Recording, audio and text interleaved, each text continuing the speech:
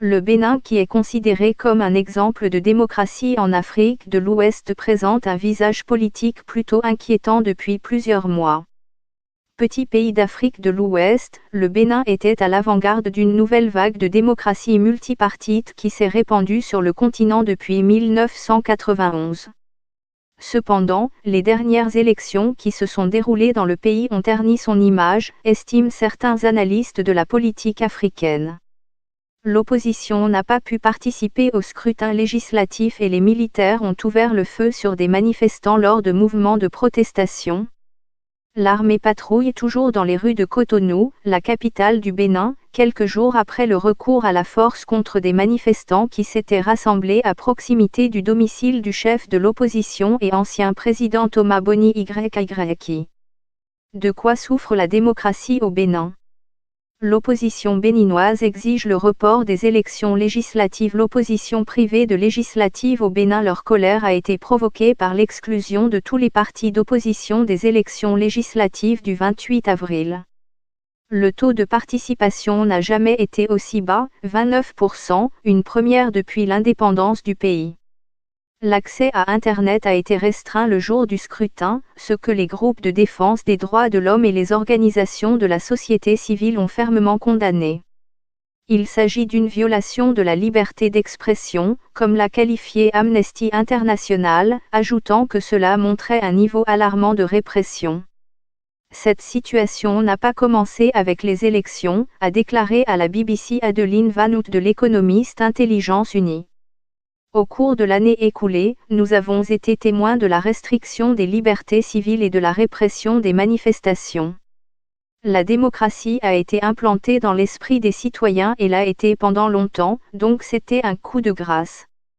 Elle a ruiné l'image du Bénin au niveau national et international. Après un régime marxiste-léniniste et une série de coups d'État, le Bénin est devenu, avec la Zambie, l'un des premiers pays africains à organiser des élections multipartites en 1991. Ces élections ont vu l'ancien président béninois Mathieu Kérékou devenir le premier dirigeant ouest-africain à admettre sa défaite lors d'une élection. Depuis lors, le Bénin est considéré comme un modèle démocratique, indique Rachida Yenoukuneme Oussou de la BBC à Cotonou. Plusieurs pays africains ont même reproduit son organe de réconciliation, la Conférence nationale souveraine de la nation. Les nouvelles lois électorales introduites cette année précisent qu'un parti politique doit payer environ 424 000 $ pour présenter une liste aux élections législatives. Ce qui se passe n'honore pas l'image démocratique du Bénin, a admis le président Patrice Talon à la télévision publique en avril dernier. Cette situation jette le discrédit sur notre démocratie et sur moi. Pourtant, la semaine dernière, la présidence a rejeté les appels lancés par l'opposition pour invalider les résultats et reprendre tout le processus électoral. Cet appel répété ce week-end n'a pas eu de suite favorable. Le porte-parole de la présidence Wilfried Leandro Mbedji avait qualifié les actions de l'opposition d'entreprises visant à vendre la peur et la psychose aux populations, insistant sur le fait que les élections se sont déroulées conformément à la loi, relaie RFI. Selon les analystes, il s'agit d'un tournant inquiétant pour le Bénin. Gilles Yabi, du think tank Wati, basé à Dakar, souligne que le Bénin se trouve dans une impasse qui ternit son image. Nous basculons dans la violence, indique l'analyste béninois. Cela nuit à l'image du pays, où le dialogue politique a permis d'éviter la violence dans le passé. Avec un si grand nombre de personnes qui ne se sont pas rendues aux urnes, l'Assemblée nationale manquera de légitimité. Il est également probable de voir le gouvernement dirigé sans contre-pouvoir, a déclaré Madame Van Hout de l'Économiste Intelligence Unie, fragilisant de nouveau la légitimité démocratique du Bénin. Le président Talon aura les coudées franches pour faire adopter les modifications constitutionnelles qu'il a voulu apporter au cours des 2 dernières années. L'élaboration des politiques sera plus rapide, mais d'un autre côté, son image de président moderne, qui lui est si chère, en souffrira. Il y a 5 ans, les électeurs béninois pouvaient choisir parmi les candidats de 20 partis politiques pour les 83 sièges du Parlement, selon l'AFP. Depuis, le nombre de partis politiques est passé à plus de 200, un nombre que le président Patrice Talon s'est efforcé de réduire dans le cadre d'un programme de réformes socio-politiques.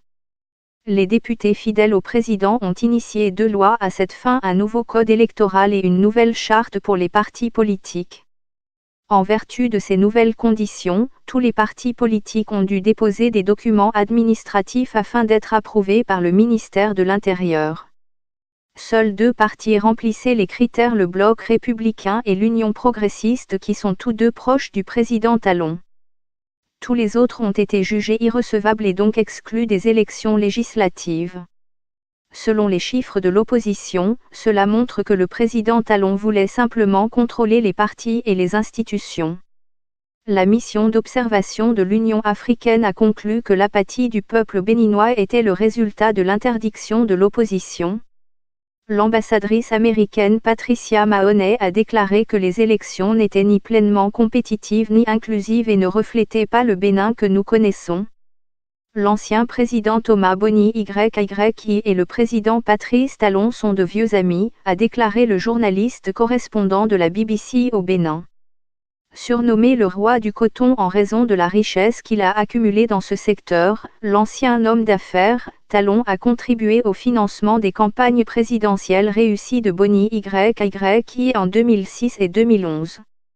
Mais les relations entre les 2 hommes s'étaient détériorées au moment du second mandat du président YYI.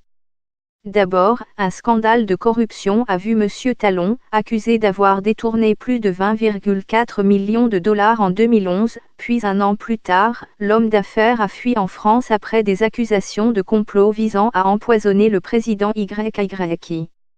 La France s'est opposée à un ordre de son extradition. Mais M.